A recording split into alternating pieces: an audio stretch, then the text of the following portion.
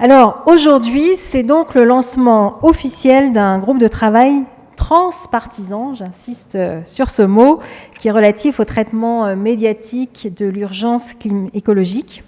Et je voudrais vraiment saluer cette initiative parce que dans le monde actuel, lancer des initiatives transpartisanes, c'est gage de leur succès. C'est-à-dire qu'à ce jour, vous avez regroupé 8 des 10 groupes de l'Assemblée nationale et je pense que ça donnera lieu à une construction extrêmement intéressante et surtout à un gage à la fin de pouvoir aboutir à un résultat. Alors ce qui montre que aussi, malgré tout ce qu'on peut entendre, les groupes de l'Assemblée nationale arrivent à se retrouver sur des objectifs qui sont essentiels. Et l'urgence écologique et climatique est un objectif essentiel.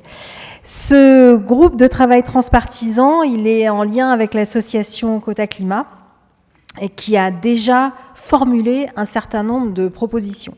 Alors, de ce que je comprends, le groupe des transpartisans de l'Assemblée nationale ne va pas repartir d'une page blanche, mais va s'appuyer sur les réflexions qui ont déjà été engagées par Quota Climat et aussi sur les propositions qui ont été formulées, qui seront sans doute mises en débat, qui ne seront peut-être pas celles qui seront à 100% retenues, mais qui permettront, dans le fond, d'irriguer la réflexion qui sera engagée ici à l'Assemblée nationale par les députés.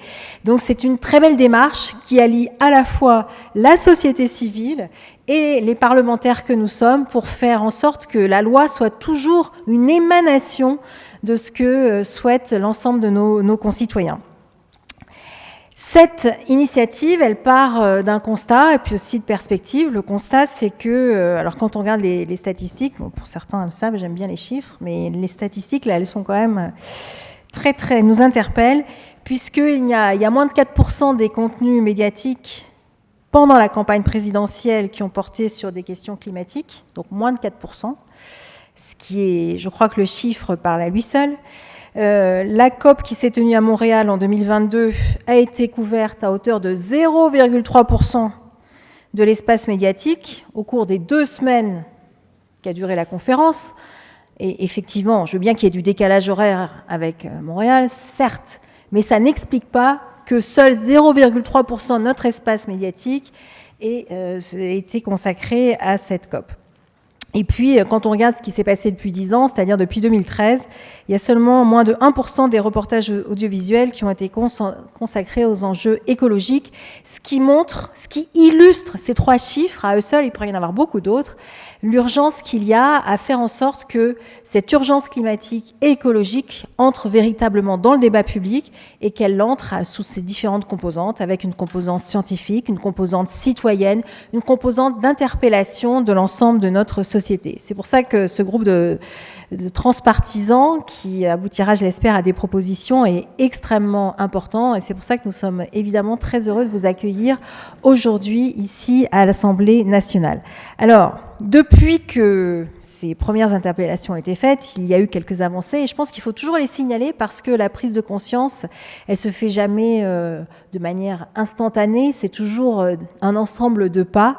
Et il y a eu, en septembre 2022, Radio France a annoncé s'engager dans un tournant environnemental en faisant de la crise climatique un axe éditorial majeur ou en s'engageant aussi sur des formations des journalistes aux enjeux climatiques. C'est un premier pas qui est très important. Et puis dans la PQR, vous avez, je vais citer un groupe, parce qu'il l'a annoncé, c'est le groupe Sud-Ouest qui s'est également engagé à inscrire les enjeux climatiques et environnementaux au cœur de son contenu éditorial. Aujourd'hui, l'idée est de faire en sorte de permettre que l'Assemblée nationale, elle aussi, entre dans le jeu pour accompagner cette transition en examinant tous les leviers d'action possibles, qui, certains seront législatifs, mais tout ne passe pas par la loi, mais ce qui passe par la loi, effectivement, relève de notre responsabilité, qui pourrait favoriser, améliorer le traitement des enjeux écologiques dans les médias. Donc cet après-midi, la parole, c'est à vous qu'elle va être donnée. Cette parole, elle sera portée avec, je le sais, beaucoup de conscience et de rigueur intellectuelle par l'ensemble des députés qui constituent ce groupe de travail transpartisan. J'insiste là-dessus parce que dans les temps actuels où les oppositions, on voit que parfois le débat s'organise autour d'oppositions. Transpartisan, c'est vraiment gage d'une avancée importante. Et je remercie l'ensemble de mes collègues ici présents qui se sont engagés dans cette démarche. C'est jamais facile d'intégrer un groupe transpartisan, parce que lorsqu'on se met autour de la table, on y va avec ses convictions profondes, qui parfois ne sont pas celles de tous nos collègues. Mais en tout cas, l'enjeu, c'est d'arriver à trouver une démarche commune et d'arriver à aboutir. Donc, entrer dans un groupe transpartisan, ce n'est jamais simple, mais c'est gage de succès. Très bel après-midi à vous toutes et tous.